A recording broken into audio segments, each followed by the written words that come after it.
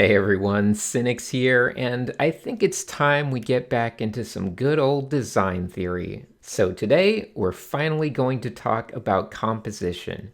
In order to do that properly, we first need to define the word composition. So to put it more accurately than most definitions I've seen, composition is just the arrangement of focal interest inside of a set space.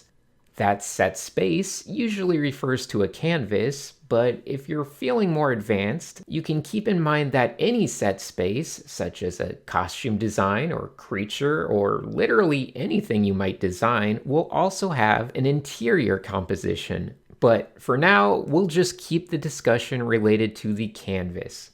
Moving along, there is that other looming part of the definition, focal interest. What does that mean?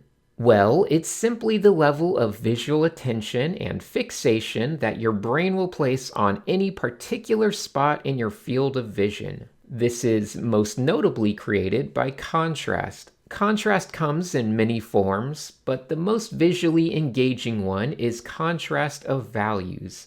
Seeing something shift dramatically from one end of the value spectrum to the other will create a quick and easy demand for attention. And the more this is happening in a small area, the more focal interest it can create. Anyway, while value contrast is the strongest type of contrast, it's not the only type. You can create contrast with color choices, you can create contrast with movement, you can really create contrast with all sorts of things, but just note that value is definitely the king. Aside from contrast, there are some other things that create focal interest. These ones are mostly learned for survival purposes. For instance, a face creates a huge amount of focal interest as we use facial expressions as signifiers for danger and contextual understanding. To go even further, eyes have the highest focal interest on a face. Eyes are so animalistically significant that we even cast focal attention from eyes toward whatever direction they might be facing. These aspects of focal interest are very important to understand if we want to become good at composition. There are, of course, more than I've listed, but you can trust your instinct to identify them. Alright, so now that we have those definitions out of the way, we can discuss why this all matters so very much. Enjoyment of art really comes from two main factors. The first being the very conscious side of things, which is represented by content and style. Maybe you're interested in anime pinups or photorealistic still life or crazy environments or whatever. These are things that speak to preference and aren't universal. The other factor is the universal part, and that represents the subconscious side of things. When an image is able to fixate your attention on it, our brain associates that in a very positive way. The nature of why we feel that way may be up for some debate. Is it because we find a sense of comfort in being exposed to something that demonstrates such a strong sense of attention and confidence, or something else entirely? It doesn't really matter too much because the fact is we do all enjoy it. So now, let's actually talk about how to get better at using composition to stir up that subconscious enjoyment in everything we do. You might have seen books and things which list many different types of compositions, but I would actually call these layouts, not compositions. In reality, there are only two types of composition: single-point compositions and multi-point compositions. Even saying that, single-point compositions just barely count as something you could call a composition. These are generally central compositions, compositions where you're only meant to fixate on a single spot in space. Most commonly used in religious art or art that seeks to have some sort of meta context for importance. Normally, a single point of focal interest would be something that our brain would observe and then move on from. But if you frame it in a way that is very deliberate, the level of subconscious confidence that it can deliver can be extremely strong. There's no ambiguity, only pure intent, and that can be quite captivating.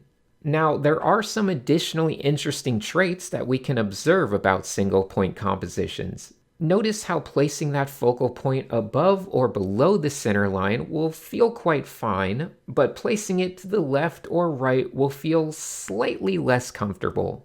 Is this some sort of culturally learned concept? Or perhaps it relates to our field of view, or the fact that our eyes are aligned horizontally, or just the fact that the world is presented to us in a way that creates vertical expectations of information due to the horizon between land and sky.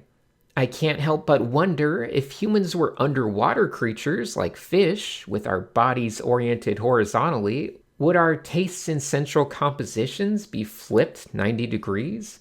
Consider this a subtle condemnation of single point compositions not being as universal as multi point ones. These are important things to consider if we want our art to stand up to the scrutiny of future alien based art critics. So let's focus on what really matters: multi point compositions. This is a good time to remind everyone about basic aesthetic theory. Aesthetics are built upon comfort derived from subconscious trust, trust that can be obtained through clarity and structure. Nothing says clear structure quite like deliberate hierarchies. This is why big, medium, small is such a universal truth of design, and it's also the entire premise of the golden ratio. Knowing this, we can start to talk about composition under this aesthetic framework. As the definition alluded to, composition requires both focal interest and the usage of space. Both of these concepts can be approached aesthetically. A good multi-point composition should be deliberate in its hierarchy of focal interest. The simplest form of hierarchy comes from a set of 3, so make sure to have at least 3 clear points of focal interest, and make sure that all 3 are very clear in their hierarchy of how much focal interest they create. The great thing about having 3 is that 3 points is also the simplest requirement in order to take up space, as in the most deliberate shape, a triangle. Therefore, make sure you never line up your focal points in a straight line. This destroys the set space component of a composition. Alright, let's figure out where to put these focal spots. Starting with the biggest one for now, the cornerstone of the composition. If we placed it in the center, then no matter how we structure our triangle, it will always leave us with a large chunk of the canvas being irrelevant, and therefore eroding the subconscious confidence of the viewer. If we place it too close to the edge, we can definitely make a good triangle of space, but we also feel uneasy about the tension this creates, as our brain can stumble off the edge of the canvas very easily. This is why the rule of thirds exists. It is the easiest way to encourage good compositions without having to explain or understand anything beyond it. The rule of thirds represents good, well-balanced tension with plenty of room to also balance out the usage of space. Tension can also just be thought about as a sense of negative space hierarchy. A focal point placed on the thirds can quickly split the canvas into 2 halves that represent a clear break between bigger and smaller. Ideally, we want to feel this hierarchy on both a vertical plane and horizontal plane, so avoid the centers in both regards for at least the primary focal interest spot. Now that we have our primary focal entry point to the composition established, where do the other spots go? Ideally, in a way that forms a triangle that uses up as much space on a canvas as it can without creating any uncomfortable tension. Although I should note that you can use tension to your advantage for storytelling purposes. Having certain ratios of isolation or tension can be used to create emotions, but that's really a whole other topic. So, back to our triangle. Even a triangle has good potential for aesthetic theory.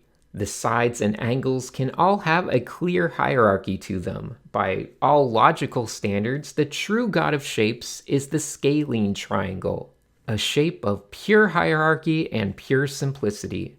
Simplicity is good. Simplicity brings about confidence. But to be fair, you can have compositions with more focal points, forming more options for visual movement between the focal interest, as long as the hierarchy remains intact. Personally, I recommend just focusing on the triangle. Now, there is one other aspect to art that I haven't touched on: illusion. Art is an illusory craft. We often seek to create the feeling of three-dimensional space on a two-dimensional surface. Why is this important for composition? Well, if you want the most of this illusion, it's very important to play into that illusion of depth with your focal interest spots. Put simply, every spot of focal interest should be positioned at different distances from the viewer. A three-dimensional illusion is completely wasted if the focal spots are all aligned to be the same implied distance from us in that three-dimensional space. With all of this information, you have all of the knowledge necessary to make all of your compositions a bit more appealing. Even if you don't plan things out ahead of time, you also have the observational tools to make sure you crop your canvas according to your focal interest spots. That way you can always inject a good composition into an illustration. Obviously, the main thing to be aware of now is learning to control your focal interest so that it's done with intent. And that does take a bit of practice and observation, but knowing what defines it is the first step in getting there. One last thing, while composition is a major part of any illustration, just know that there are many other factors of aesthetic theory that are also quite important. Always look for a clear hierarchy in everything you do. That means a clear ratio between light areas and dark areas, between saturation and desaturation, between warm hues and cool hues, between chaos and control, between primary read information and secondary read information, and really just anything else you might start to observe. With time, you can learn to combine all of these concepts with your art fundamentals and become an amazing artist. Alright, that's going to do it for this episode of Design Theory. Hopefully you found this deeper dive into the theoretical side of art to be enjoyable. At the very least, I definitely appreciate you watching this type of niche content. It doesn't really have a mainstream appeal, but if you enjoyed it, be sure to share it with your art friends. I just feel lucky to have a chance to sink into these types of topics, so thank you. And of course, one last big thank you to the Patreon supporters who make this type of stuff possible. This community is wonderful. See you, everyone.